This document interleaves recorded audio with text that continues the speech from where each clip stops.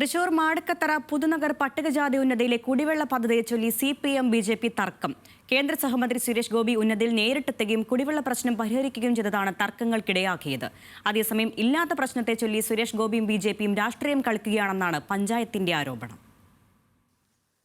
മാടക്കത്തറ പഞ്ചായത്തിലെ 3-ാം വാർഡിലെ പുതുനഗർ പട്ടികജാതി ഉന്നതിയിലെ കുടിവെള്ള പദ്ധതിയെ ചൊല്ലിയാണ് തർക്കം. വാഴാനി ടൂറിസം പദ്ധതിയുടെ ഭാഗമായി നടക്കുന്ന റോഡ് നിർമ്മാണത്തെ തുടർന്ന് കോളനിയിലേക്കുള്ള കുടിവെള്ള പദ്ധതിയുടെ പൈപ്പ് ലൈനുകൾ വിച്ഛേദിച്ചിരുന്നു. ഇതേ തുടർന്ന് 1 മാസത്തോളം രൂക്ഷമായ കുടിവെള്ള പ്രശ്നമാണ് ഉന്നതി നിവാസികൾക്ക് അനുഭവിക്കേണ്ടി വന്നത്.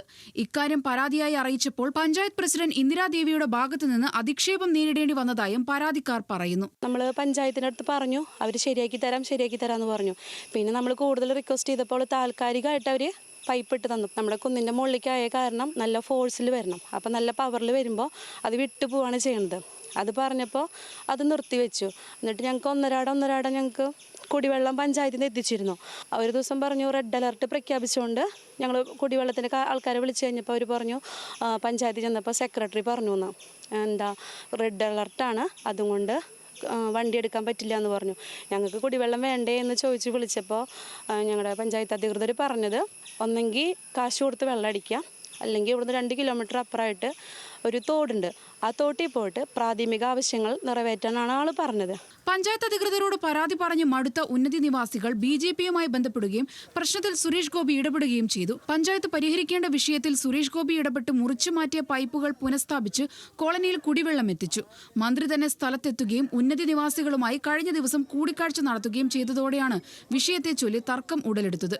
കുടിക്കാനുള്ള വെള്ളം ലഭ്യമാവുക എന്ന് പറയുന്നത് നമ്മളിങ്ങനെ പൈസ കൊടുത്ത് വെള്ളം വാങ്ങിച്ച് കുടിക്കുന്നവർക്ക് അതിൻ്റെ വേദന അറിയത്തില്ല. അപ്പം എനിക്കത് പെട്ടെന്ന് തോന്നിയ ഒരു മാർഗത്തിലൂടെ അത് സാധ്യമാക്കി. ഇത് പക്ഷേ എല്ലായിടത്തും നമുക്കിങ്ങനെ ചെയ്യാനൊക്കത്തില്ല.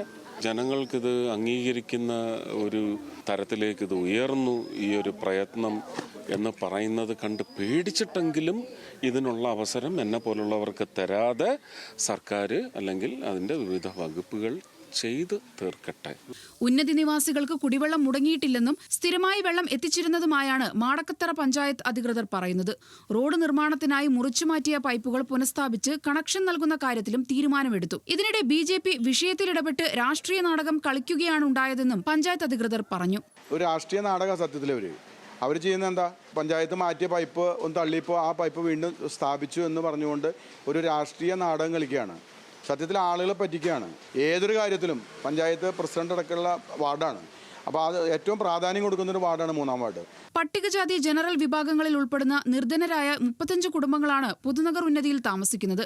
കനത്ത മഴ പെയ്യുമ്പോൾ പോലും രൂക്ഷമായ കുടിവെള്ള പ്രശ്നമാണ് ഇതുവരെ ഇവർ നേരിട്ടിരുന്നത്. എന്നാൽ കുടിവെള്ള പ്രശ്നത്തിൽ താത്കാലിക പരിഹാരമായെങ്കിലും അതേ ചൊല്ലിയുണ്ടായ രാഷ്ട്രീയ തർക്കങ്ങളെ ആശങ്കയോടെയാണ് ഇവർ നോക്കിക്കാണുന്നത്. ന്യൂസ് മലയാളം, തൃശൂർ.